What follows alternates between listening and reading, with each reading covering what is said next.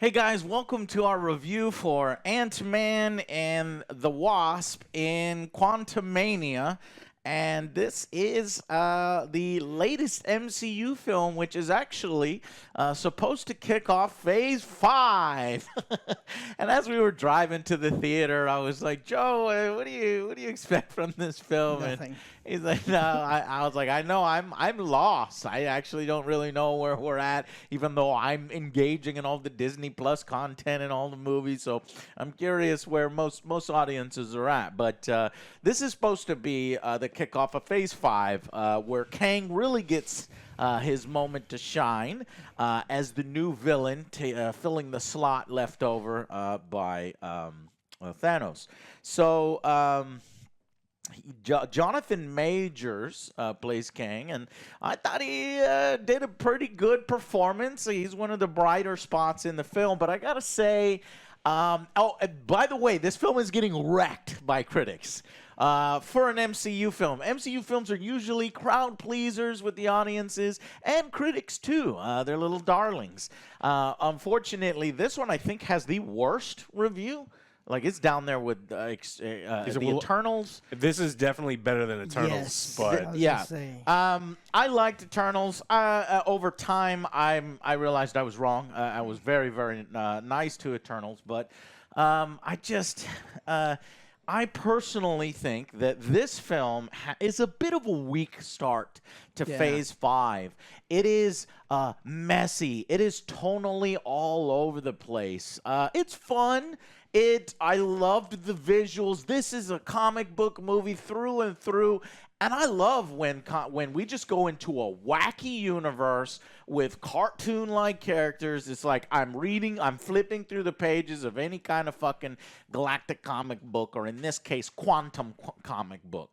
And so I really, really liked that. But unfortunately, some really bad CGI that I will probably never be able to unsee, and some, weak plot.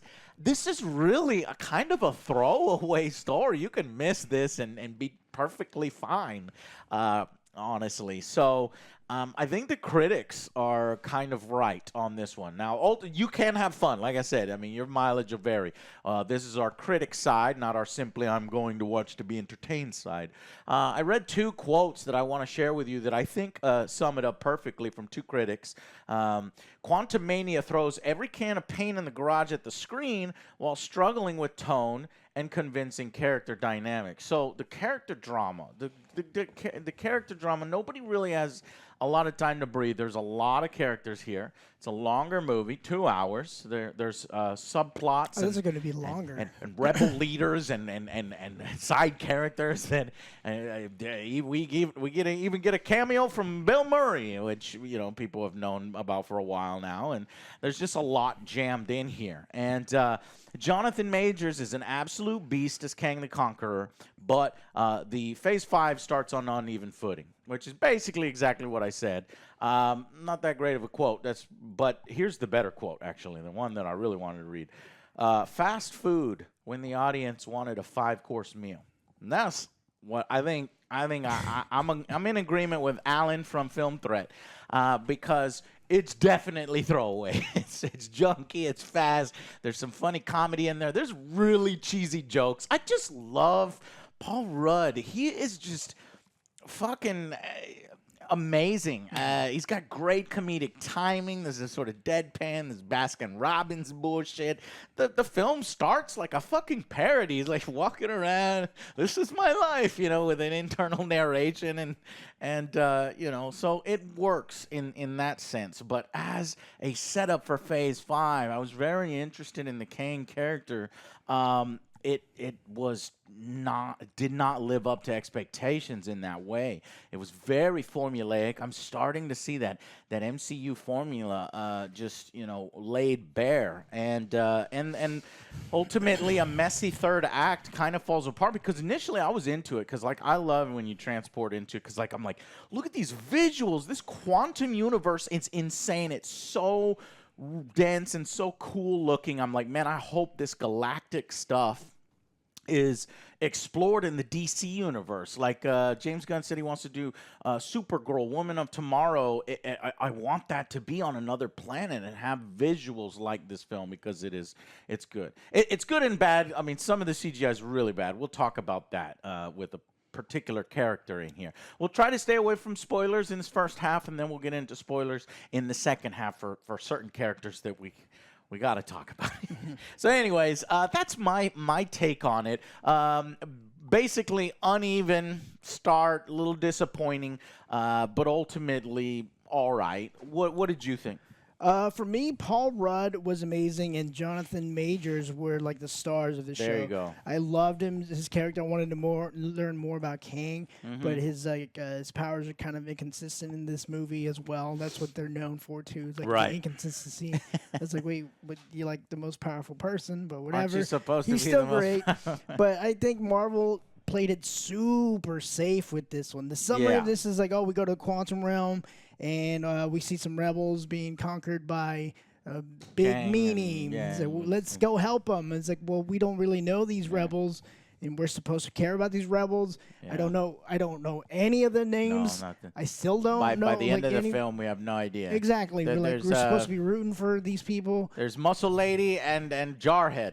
Yes, Death by Snoo Snoo, and then the little jelly thing. Jelly jar. Oh, the jelly guy. Yeah. No holes. No holes. I don't know. You'll what the understand when you see it. It had some good moments, but it's like if they played it super safe. It was super simple. Nothing really stood out to me besides those two actors. The chemistry between him and his daughter, I wasn't really feeling it. Yeah, Scott in this is just, where's my daughter? My daughter. I love my daughter. My daughter. He has no other character besides. Yeah, so my daughter. Overall, like I think it's just gonna be. It was fine. It was a good watch, but nothing memorable. Yeah. Alex. Yeah, this movie's fine. It's got good parts. It's got bad parts. It's got okay parts. Paul Rudd's charming. He's always charming. Kang was pretty good sometimes, and Kang was not good other times. I think that there were some scenes where like the material is just not there. I don't think that this is great. I mean, how many times have we done this now? Like, what is it, 40 things in the Marvel Cinematic? How many times can we do the same thing and not get bored? Yeah, and that's what I'm saying, a little formulaic. You're starting to see, like, the plot. And I've always seen I know what their formula is. We see it, but the formula has been fine, and this is... I just don't know if it's fatigue, where it's just I need a palate cleanser because this isn't very good. But this one wasn't great. I don't think that this is one that you should rush out and go see. It's got great visuals. No. It's got one or two laughs in it. Better. But I mean, honestly, like I was disappointed with a lot of the action. It's not shot particularly well, and so I don't know. I don't know if I like the new, because they've changed the way that they're filming these movies, where they're doing a lot of that 360 CG screen, and then it kind of you get like these really amazing. Like desktop background pictures of like the quantum realm doing stuff. Yeah, it was impressive. But when other stuff is happening, it's really blurry, and they're really. It's almost like they're cutting corners with it. So, yeah. So a little mixed, obviously. Oh, wildly mixed. Yeah. Wildly mixed. I think the film is kind of the wrong tone for Kang. I mean, at times it's trying to be dark and brooding and dangerous, and then other times it's bubblegum, fucking cheesy. I'm not really sure if Ant-Man was the right film. This thing goes way big, right? The previous two Ant-Man films, I think, worked because they were kind of smaller and the little ant, just his universe, his neighborhood. This is definitely trying to do Avengers energy, and it never really gets anywhere near it, near those kinds of things. So that is unfortunate. But that's how it felt about it. I actually wanted to like it a little bit more than I end up liking it. Now, is this one of the worst? As far as 50% on Rotten Tomatoes, do you think this is one of the worst MCU films? I like this one better than Eternals. Yeah, I mean it's definitely bottom. I mean 20% easily. I think Eternals would probably drop like two points or so. I forgot what I gave it, but it'd probably be not as good as I initially thought. And here I'm being conservative, and I think that this is amongst the lower tier, kind of a weak start to Phase 5. There's some good father-daughter moments. Like I said, a few cheesy jokes, but like I said at the beginning, it's really skippable, and it makes me worried for the MCU because I'm wholly uninterested. While Jonathan, what's his name? Majors puts in a great performance, and I like him as an actor, and I'm like, he's gonna have some interesting stuff to do. I'm hoping, but I'm kind of completely disinterested in Kang. What he wants to conquer, what he's gonna do, the silly. Well, we'll talk about what happens towards the end and in the after credit sequence. I'm kind of like uninterested in whatever his plans are for the MCU. It's like, yeah, this you ain't no Thanos. Now, maybe this is going to get bigger, and we're going to see multiple things. They even tease a Disney Plus show at the end of this film in one of the stingers. So you have to really, I don't know if it's required viewing for Loki, but to get some of the more interesting bits on Kang Flavor and further text, development as we go along through Phase 5. But I'm just not as excited as I was hoping to be. In fact, I think I'm more excited now for James Gunn's DCU than I am for Phase 5 of Marvel. What do you think, Alex? No, not at all. I think that this is something that if I'm getting fatigued in something that I was interested in, which was the MCU, there's going to be no excitement whatsoever. Something I'm not interested in, the DCU. So it's like I'm worried about going to see these movies every 2 months for the rest of my life. Are you saying you're zoned out of both universes, or you're excited about MCU? I was never really excited about the DCU. I think the DC is a dysfunctional. It's like if they're. Well, that's why they're restarting. What do you think about this Phase 5 MCU? Yeah, so I'm disinterested in this one, and me being disinterested here does not make me more interested in DC at all because I'm thinking like if I've got fatigue in the one that I thought was better, then I'm not gonna particularly enjoy the one that I'm not interested in. For me, it's James Gunn bringing a completely new and different style and changing the Snyderverse essentially to something else that could be better, could be worse. So right now, I'm kind of leaning more towards the future of the DCU than I am the MCU and what they're doing with the characters in the MCU and the villain. But it could get better from here. We don't know. I'm not actually sure which film is up next. Do y'all guys know? Shazam? No. Oh, no, MCU. in the MCU? I'll look it up while we continue. All right, none of us know. All right, we'll look it up and we'll get it to you in the spoiler section. But let's go ahead and Joe, give us some final verdicts. I'm torn between. I think if you have a couple more beers or something, I'll probably go for I had 2 7. beers. But I'm thinking a 6 overall. It was above average. What they did to Murdoch. Yeah, I was like, what are you doing with this? Joe, oh, God damn it. It's like, what were you supposed to do with this character? Okay, well, I guess yes, MODOK is in the film. Joe spoiled it. It's been out. Like it's been out. No, I don't think he's in the trailer. Many memes and everything about it. I know, but we're trying to keep. Okay, fine. Yes, MODOK is fucking ridiculous and disappointing and really quite embarrassing. There's like cool visuals. I don't really care about the rebels. I didn't really get attached to them. We spent like 5 minutes with them. Yeah, and that's supposed to be like, all right, now we support the cause. It's like, oh, okay.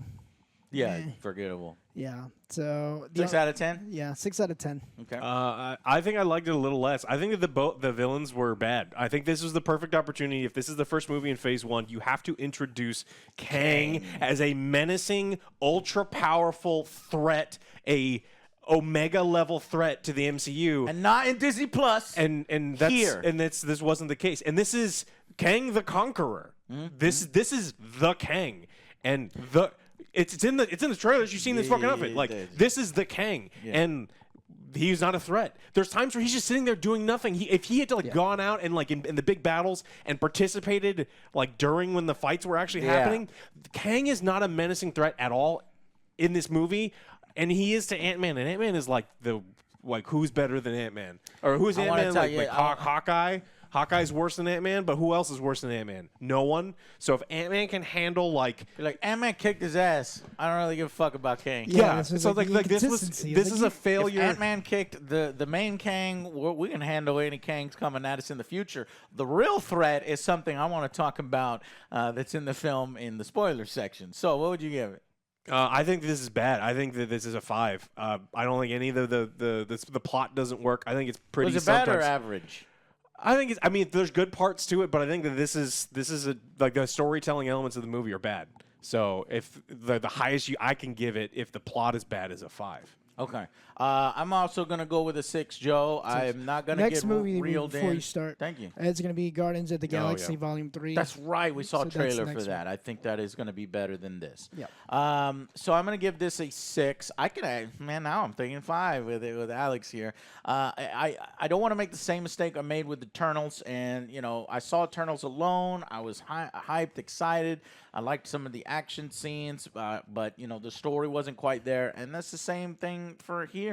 The story's not quite here. The action scenes, the villain is rather disappointing. A sub-villain is hilarious and wasted and disappointing and just an eyesore.